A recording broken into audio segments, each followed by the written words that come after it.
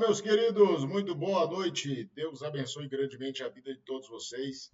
Graças a Deus estamos aqui em mais uma aula que nós possamos aprender a palavra de Deus. Nós estamos lendo, a revista do quarto trimestre, lições bíblicas, a promessa de Deus é a nossa lição.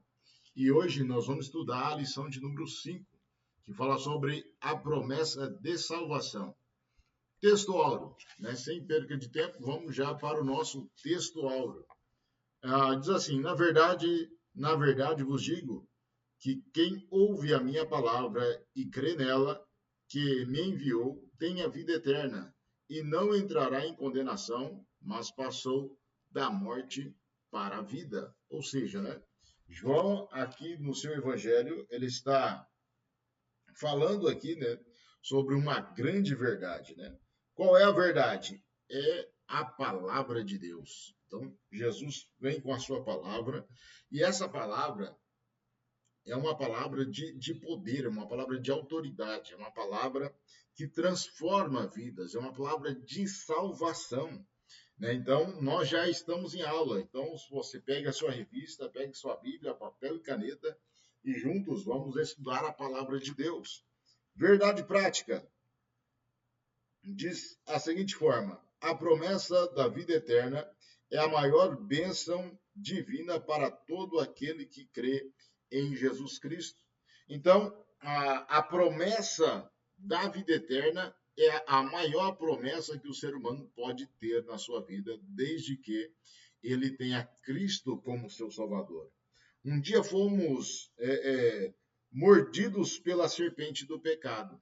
E essa serpente do pecado, ela vem para nos matar, nos afastar de Deus. Mas, pela sua infinita misericórdia, ele nos reconciliou. De que forma que ele nos reconciliou? Através do sangue de Cristo na cruz do Calvário. Oh, aleluia, Graças a Deus, Jesus, ele é maravilhoso em todo o tempo. Queridos, é de suma importância que você leia a lição bíblica em classe, que está no Evangelho de João, capítulo 3, do versículo 14 a 21. É de suma importância que você leia junto com seus alunos, tá certo? Na sua aula. Nossos objetivos são 3. Explicar biblicamente a promessa da salvação, mostrar a natureza da promessa da salvação e refletir a respeito da importância da promessa da salvação. 3 objetivos, Querido, nesses objetivos, o nosso Salvador disse que esse mundo teríamos aflições, mas que tivéssemos bom ânimo, João 16 e 33. O bom ânimo é resultado da fé e a certeza de que Deus é fiel para cumprir as suas promessas. Então, Deus, ele é fiel para cumprir as suas promessas. Qual é a promessa que nós estamos falando aqui? É a promessa de salvação. Essa promessa de salvação é uma promessa que ele nos deu. Por quê? Porque ele é, na sua essência, maravilhoso. Então, nós vemos que a palavra de Deus, que ele nos prometeu, ele é fiel para cumprir. E sendo ele fiel para cumprir, nós vemos que nós vamos aprender hoje aqui, falando sobre salvação, que dessa promessa que Jesus fez a nós, que Deus fez à humanidade, que ele viria novamente para nos levar para ele mesmo. Então, essa promessa de salvação, ela existe e nós precisamos estarmos de acordo com a palavra de Deus para alcançarmos essa tão grande salvação. Vamos lá para a nossa introdução. Diz assim: a salvação é um dos mais importantes temas das páginas da Bíblia, pois é a principal promessa de Deus para a humanidade. A doutrina bíblica da salvação leva-nos a conhecer quão grande é o amor de Deus para com o ser humano. É exatamente isso que nos mostra o Evangelho de João, no capítulo 3, em que estudaremos a promessa da salvação e a sua natureza e perseverança. Então, queridos, a salvação é a mais importante dos temas centrais da Bíblia, né? Pois é a principal promessa para a humanidade. Então, quando nós falamos de salvação, que é uma palavra-chave para o nosso texto de hoje, nós estamos falando que em toda a Bíblia é mencionada a salvação. Se você olhar no livro de Gênesis, em todos os livros da Bíblia, o propósito de Deus é salvar a humanidade. Quando nós falamos dessa salvação, se você olhar, né, na Arca de Noé, por exemplo, Noé pregou falando sobre o arrependimento, que as pessoas deveriam entrar na arca para serem salvas. Porém, nem todos aceitaram esta salvação. Então, nós temos que ficar atentos, né? Às vezes você pode dizer, mas nós estamos falando que Jesus vai voltar para buscar a sua igreja já tem anos. E vamos continuar falando, porque essa é uma certeza da qual temos e temos base para isso, que é a palavra de Deus. Vamos seguindo, né? O primeiro tema é a promessa da salvação. Diz assim, uma maravilhosa salvação. A leitura bíblica em classe nos lembra que a passagem bíblica no Antigo Testamento, em Números 21, versículo 4 a 9, que trata-se de um ato simbólico em que a cura física seria uma realidade para quem olhasse para a serpente de bronze no deserto e teria a maldição removida da sua vida. Semelhante, o sacrifício de Jesus na cruz do Calvário proporciona redenção para a alma carente de salvação. Desta forma, o amor de Deus, revelado nas Escrituras, de uma maneira que não pode se mensurar ao ponto de entregar o seu único filho para salvar aquele que crê. Essa preciosa promessa traz duas realidades, né? A primeira delas, a de quem crê não será condenado, mas quem não crê já está condenado. Então, para a gente começar a entender, né, sobre essa palavra da salvação que nós estamos lendo na nossa revista, então veja o que fez o povo ser mordido pela serpente. Por que Deus mandou a serpente lá no deserto para que pudesse morder as pessoas e as pessoas ficarem doentes e vierem a óbito? Ora, né, Deus ele é perfeito em todas as coisas. Mas uma das coisas que nós podemos observar lá em Números é o que o povo estava murmurando. Querido, a murmuração é algo que é contra Deus, é contra a vontade de Deus. E eles estavam murmurando sobre o quê? Eles estavam murmurando sobre Deus, que Deus havia tirado eles lá do Egito para que eles pudessem morrer lá no deserto. Eles estavam murmurando contra Moisés, eles estavam murmurando contra o maná, e eles estavam murmurando, falando que não tinha água. Então, a murmuração é algo muito sério. Por quê? Porque nós fugimos do propósito de Deus quando olhamos apenas para os transtornos que estão à nossa volta. Ora, quando nós identificamos isso, né, e paramos a nossa caminhada, porque a nossa caminhada ela é uma caminhada diária, né? Por quê? Porque quando nós caminhamos diariamente com Cristo, nós teremos problemas, claro que teremos, né? E teremos diversos problemas, mas quando cremos na palavra de Deus, nós alcançamos essa dádiva de Deus, que é a compreensão do momento que estamos vivendo.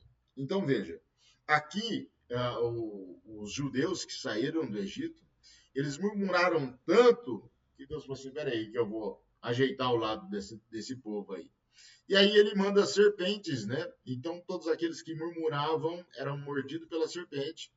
E aí o povo começou a procurar Moisés. Moisés, faz alguma coisa, porque nós estamos morrendo, o povo está morrendo, mordido por serpentes, né? E tanta coisa está acontecendo.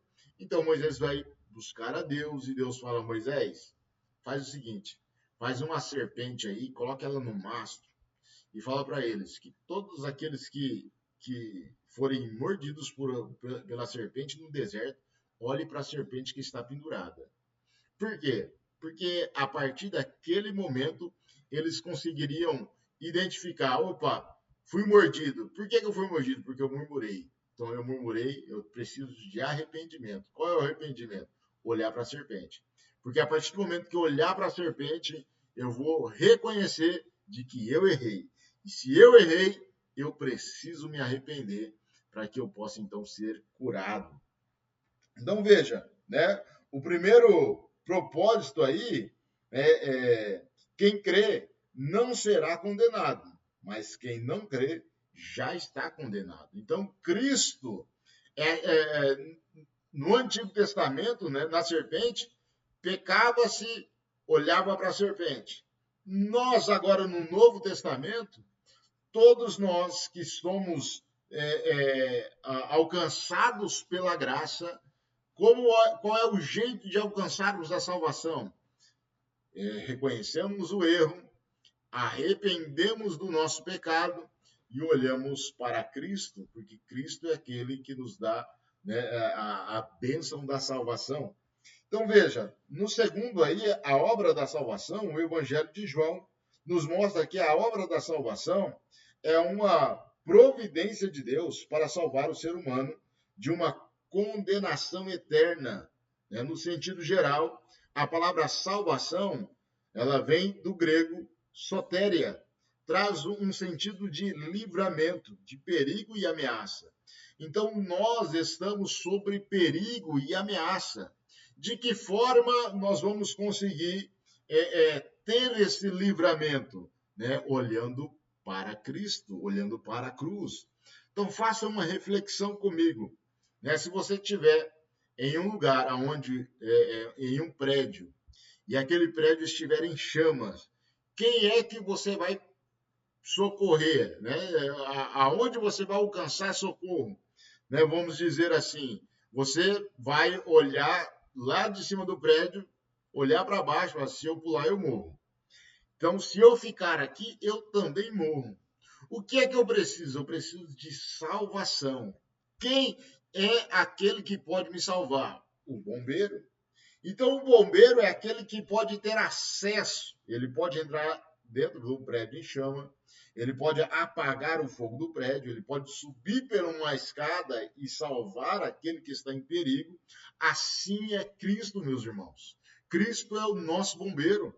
Ele é aquele que nos resgata da nossa condição de miserável pecador, para que nós possamos alcançar a salvação, ou seja, sair do prédio em chama. Quando saímos do prédio em chama? Quando somos resgatados. Então, meu irmão, você precisa ser resgatado por ele. Louvado seja o nome do Senhor. De que forma, irmão Emerson, eu posso ser resgatado? Arrependendo-se. Leia comigo aqui, ó. Livramento e dilúvio. Ora, no Antigo Testamento, né, como que o povo ele ia conseguir ser resgatado, né? Quando quando Noé estava falando sobre a arca, que viria chuva, que iria acontecer tantas coisas, a arca era o símbolo da salvação deles. Por quê? Porque eles teriam que entrar na arca para alcançarem a salvação, mas nem todos quiseram entrar na arca. Noé conseguiu apenas levar a sua família e os animais, né? Como bem sabemos a história. Então, nós precisamos alcançar, né, de certa forma, essa busca da salvação, do livramento. Né? E como fazer isso? Jesus, como seu suficiente Salvador, quando isso acontece, somos imediatamente libertos da escravidão, do poder do pecado e da condenação eterna. De que forma? Né? Se você olhar para João, Evangelho de João 8, do versículo 1 ao versículo 11, né, você vai ver ali uma consequência disso.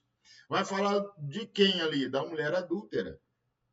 essa mulher adúltera, ela foi pega em adultério. Ela foi pega em uma condição que ela deveria ser morta. E quando ela é levada a Cristo, né, que Jesus está lá escrevendo na areia, chegam a ele e diz: olha, pegamos essa mulher no ato de adultério. A lei manda apedrejar. E nós viemos aqui saber de você o que devemos fazer. Jesus olha para eles, para aquela condição, e continua escrevendo. E eles olham e dizem: não, nos dá uma resposta. O que fazermos com ela? Jesus se coloca de pé, olha para todo mundo, né, e diz: olha, é simples. Aquele que não tiver pecado algum, lance a pedra. Não está escrito na lei? Então, se está escrito na lei, é justo se fazer. Se alguém não tem pecado, pode apedrejar a moça. E todos olharam e não puderam tacar a pedra. Por quê? Porque eram pecadores. E aquela mulher, né, ela fica naquela condição. Jesus olha para ela e diz: mulher, cadê os teus acusadores? Ela diz: Senhor, não tem mais. E Jesus disse: pois bem, vai e não peques mais. Jesus é aquele que tira aquela mulher do prédio em chamas. Veja, Jesus é aquele que nos dá a condição da salvação eterna, né? E ele deu condição daquela mulher de arrependimento. Como que eu vou me arrepender? Deixando tudo aquilo que me leva a pecar. É nascendo de novo. Vamos seguindo. O Salvador, tópico 3. A obra da salvação, do meio para o final, diz assim: Salvador, libertador, preservador, conservador. Assim sendo, o Evangelho de João nos revela que todo ser humano foi corrompido pelo pecado e, por isso, precisa de um Salvador. Esse Salvador, revelado em João 3, 16 e 17, nos mostra, nos garante gloriosa promessa de salvação. Todo aquele que nele crê não pereça, mas tenha a vida eterna. Quem se arrepende e crê, permanece em Jesus, jamais perecerá eternamente.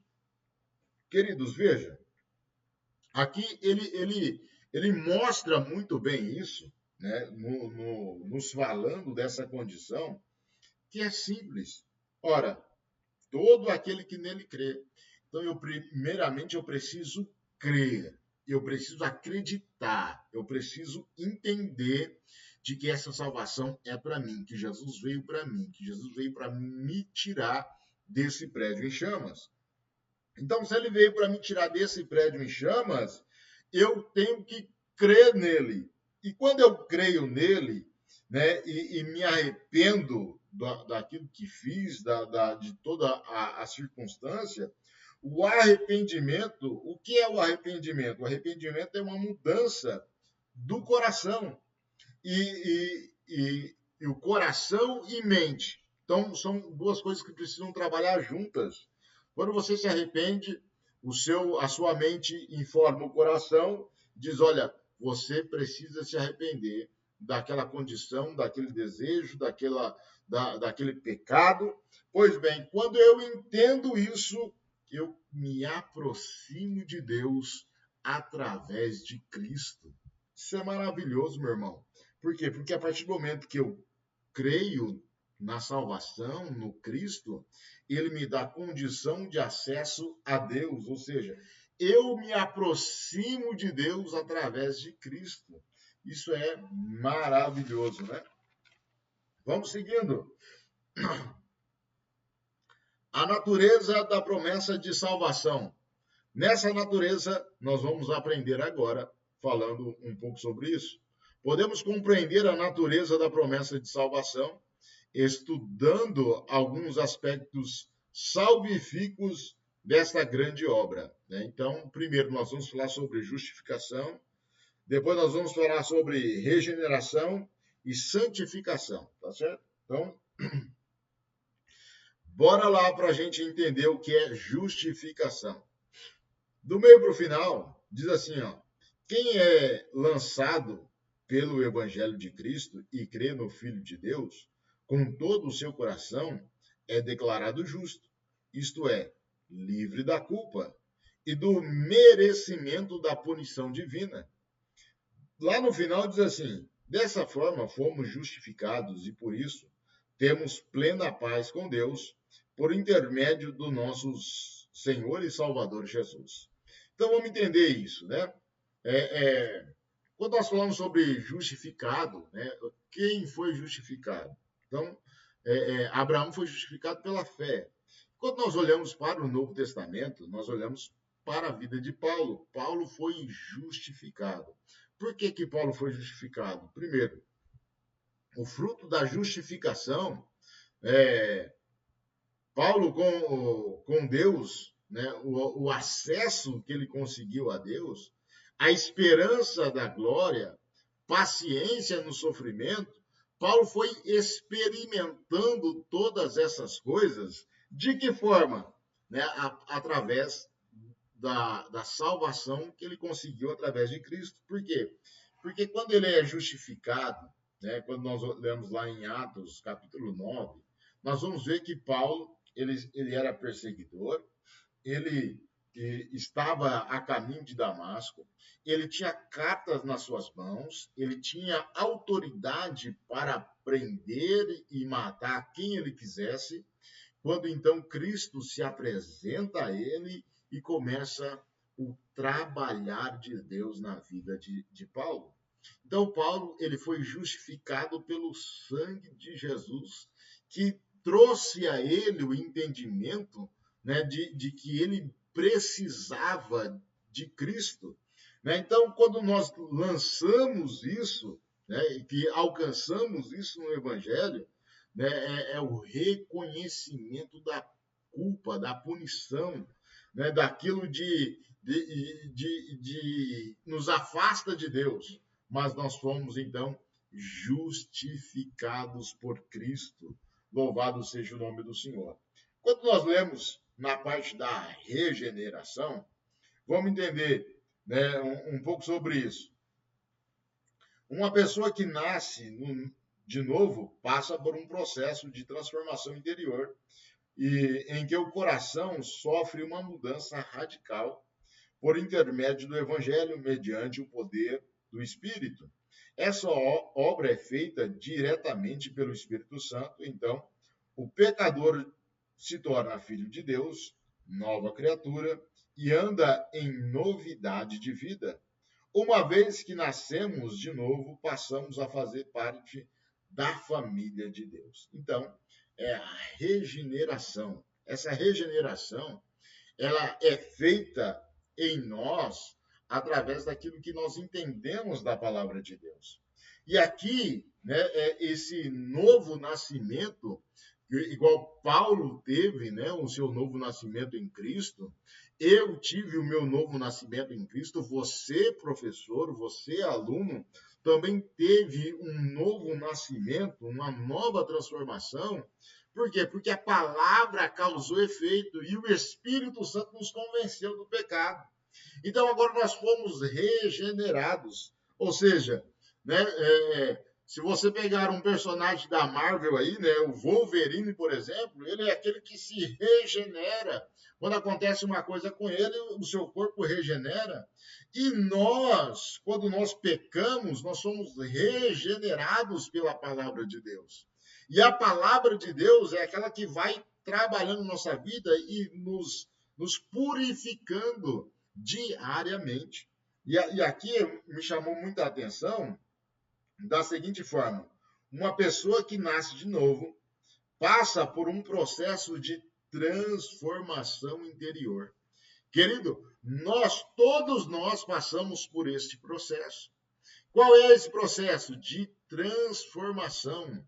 Qual é a transformação? Né? Lembra lá de João, capítulo de número 2, e quando Jesus entra naquele casamento e transforma a água em vinho, passou-se um processo. Qual é o processo?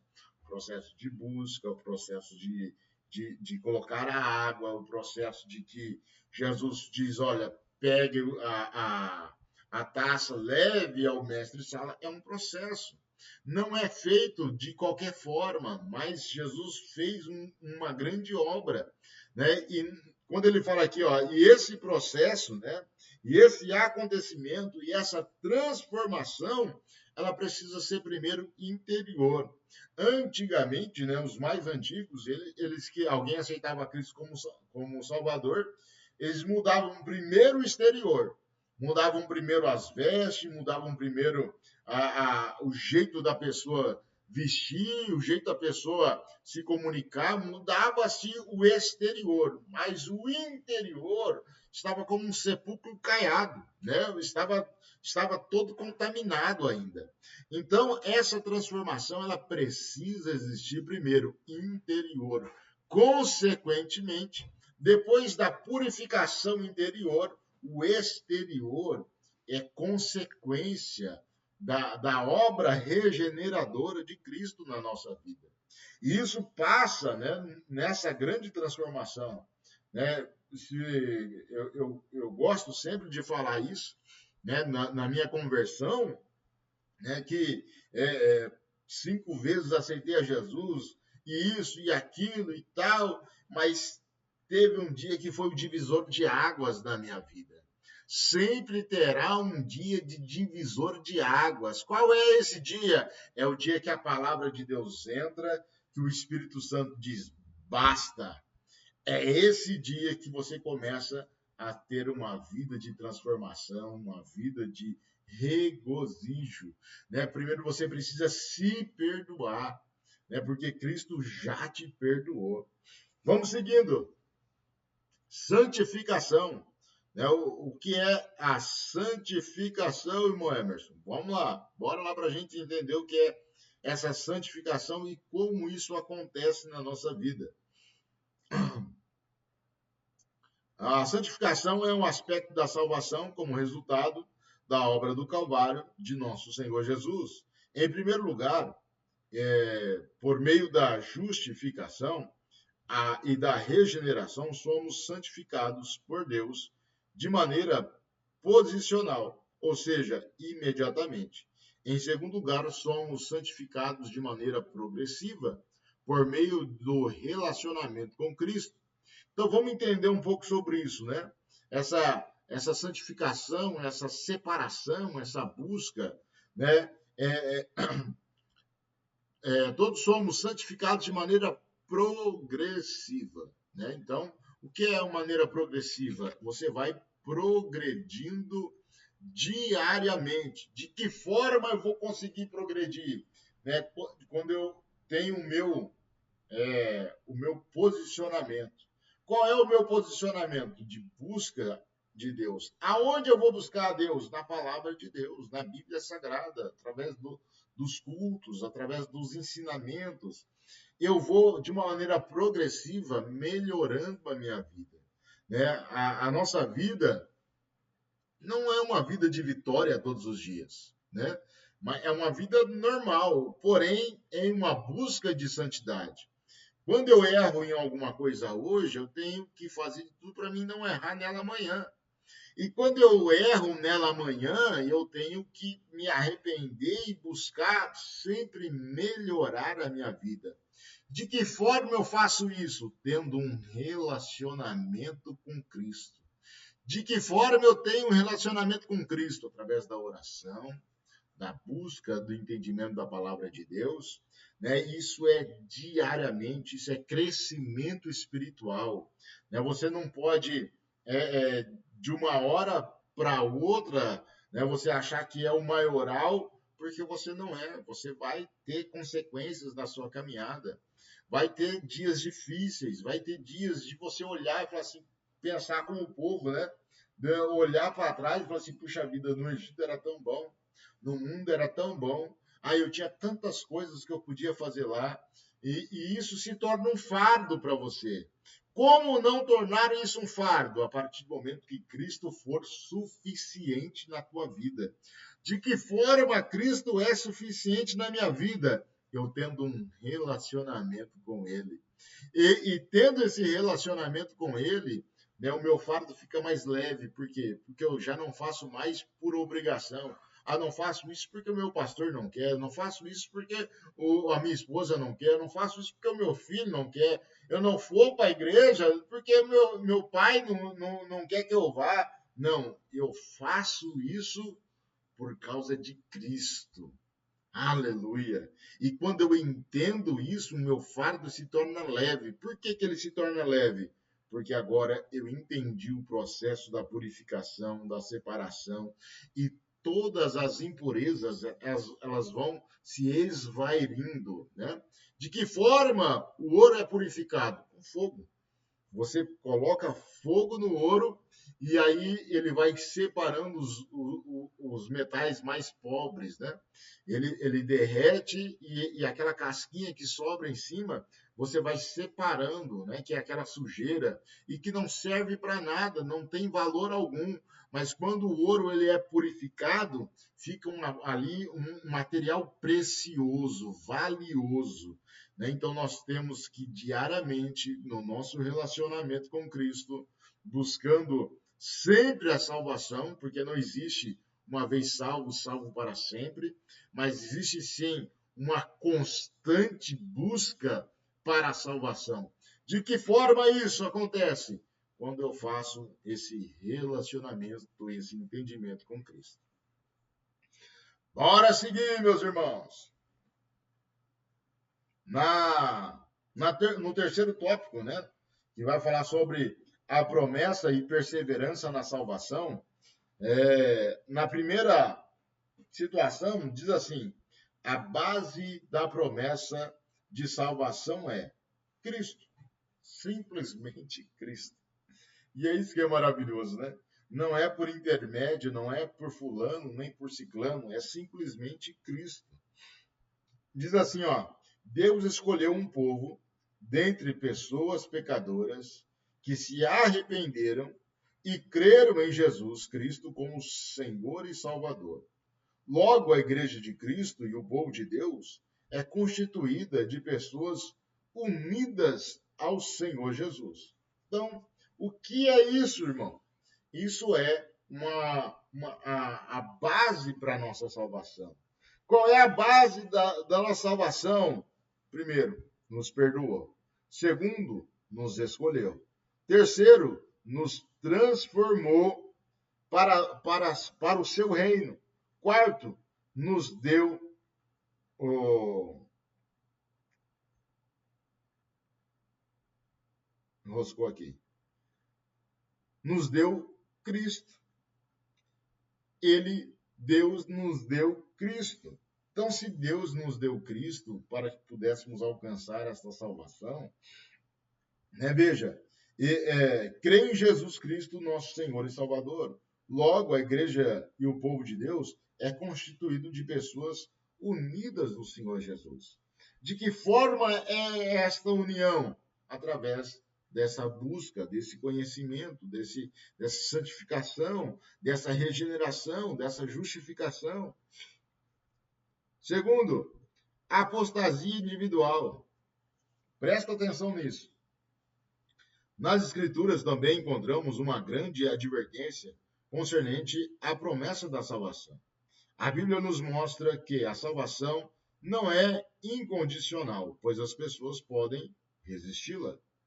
E também mostra que experimentaram o amor e o perdão de Deus, podem romper esse relacionamento rejeitando por completo os ensinos fundamentais revelados na palavra de Deus, que torna a apostasia doutrinária. Então, vamos entender isso, né?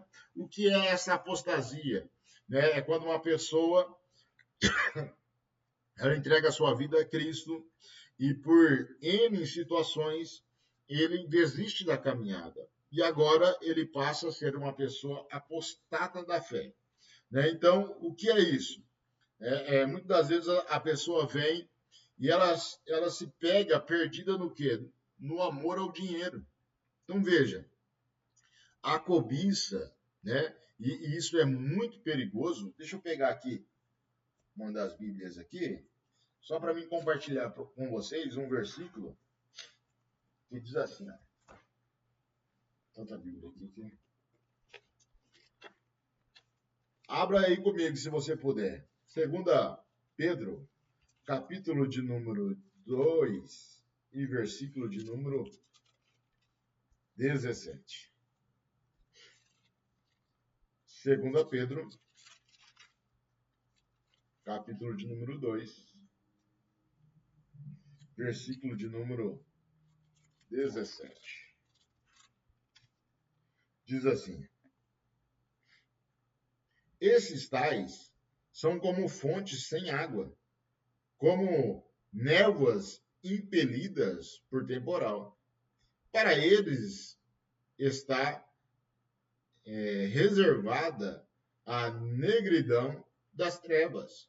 Olha o que Pedro está dizendo. Para essas pessoas que se afastaram da fé, deixaram de crer, isso são pessoas que vieram a Cristo, experimentaram o amor dele, mas por N situações se afastaram de Deus. Versículo 18. Porquanto, proferindo palavras jactanciosas de vaidade, engodaram com paixões carnais, por suas libertinagens, aqueles que estavam prestes a fugir dos que andam no erro, prometendo-lhes liberdade quando eles mesmos estão escravos da corrupção, pois aquele que é vencido fica escravo do vencedor. Meu irmão, isso é muito sério. Por quê? Porque pessoas assim, elas abandonam a Cristo por situações como essa que Pedro vem dizendo. E essas pessoas, elas passam a ser servo daquela condição. E quando a pessoa se torna servo dessa condição, ou do dinheiro, ou da cobiça, ou seja, de qualquer outra situação que nós falamos aqui, né, isso torna um grande perigo, porque agora ela se torna escrava daquela condição. Ela se torna escrava daquele erro.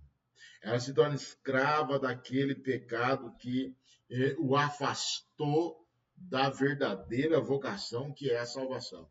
E isso pode acontecer? Pode. Paulo menciona, né, várias pessoas que se afastaram de Deus e que causaram prejuízos ao Evangelho e até a ele mesmo. Terceiro, vamos lá, estamos já caminhando para o final da nossa aula de hoje. A promessa e a segurança da salvação. A promessa da salvação também nos traz uma consoladora certeza, aquela mesma que o apóstolo Paulo escreveu.